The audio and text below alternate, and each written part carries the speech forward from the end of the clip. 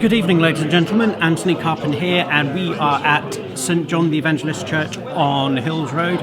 And this is one of the many consultations that's currently taking place on all things Cambridge transport. Now, here in South Cambridge, we're particularly interested in this proposal here, which is around the junction of Queen Edith's Way, Long Road, Hills Road, and heading that way down Hills Road towards Addenbrooke's Hospital.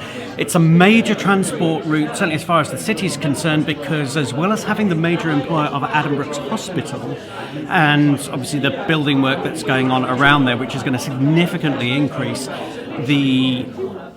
both the pedestrian and the road traffic that's going to be heading in that direction.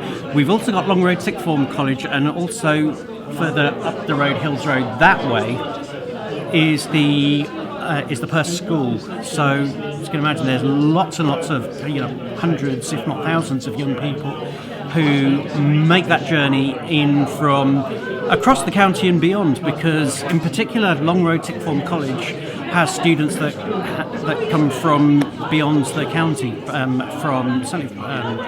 Hertfordshire in particular.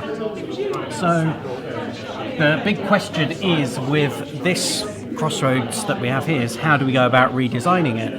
Because what we currently have, they're coming from the city centre this way, and then they have to somehow get from there to here across some, what is actually quite a wide junction, and it's not the nicest thing to cycle down. Understandably, a lot of people actually do take actually one of the rat runs through Leward Road and Sedley Taylor Road, which, interestingly enough, are two of the most expensive roads in the whole of East Anglia to live down. Average house prices down there are well over £1 million. Funnily enough, they also have playing fields on that side of town, which I think are still owned by Hills Road Sixth Form College.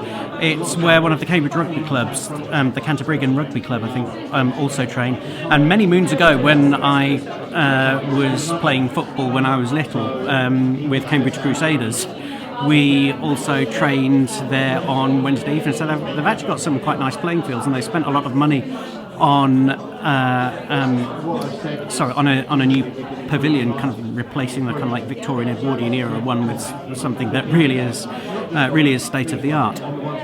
So what we have here is, obviously, we've got people really on the other side of the boards with posters that are identical to this, having a look and commenting on and giving feedback on what they think should happen to the junction, basically, because in the grand scheme of things, the road junctions around here don't really seem to be serving anyone well. I mean, you've got the complaints from the motorists. You're trying to get what is a significant amount of cycle traffic, in particular during those school and college rush hours, which means that around those junctions, around those traffic lights, you're getting a significant build-up of cycle traffic. You're combining that again with not just the motor vehicle traffic, but also the public transport, because a large number of buses also travel down that route, which means it's obviously got huge safety issues as well.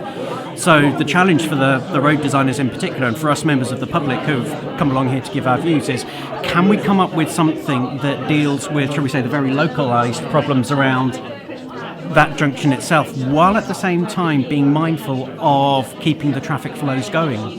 Because one of the problems that seems to continually plague Cambridge, and in particular because we don't yet have the smart traffic management systems, is the stop-start flow of traffic. In particular, Cherry Hinton Road is another example. Further up Hills Road, again, the significant number of traffic lights that we've got there means that you don't get that continual flow of traffic moving in or coming out. So again, one of the big challenges for the city deal authorities is how do you deal with, shall we say, some of the hyper-local issues that are happening around here, while at the same time coming up with a solution that will work for the people who have to come in from outside of Cambridge to come in here and work. So that's me done for now. Do look at the links on the YouTube page that I'm putting in the just above the comment section, in the description section, because those have links to further documents and further commentaries that, for those of you who are interested, may well inform your views, and in particular they will also have details on how to get in touch with your local councillors, because at the Cambridge Cycling Campaign meeting that I was at last night, Councillor Francis Burkett, who's the Deputy Chair, he's one of the board members for the City Deal Cambridge City Deal Board, basically said that we as members of the public have got to make our case to individual councillors, because if we don't tell them, how are they going to know? They're not psychic. So anyway, I shall wrap it up there. My name's Antony, Carpen, and I'll see you soon.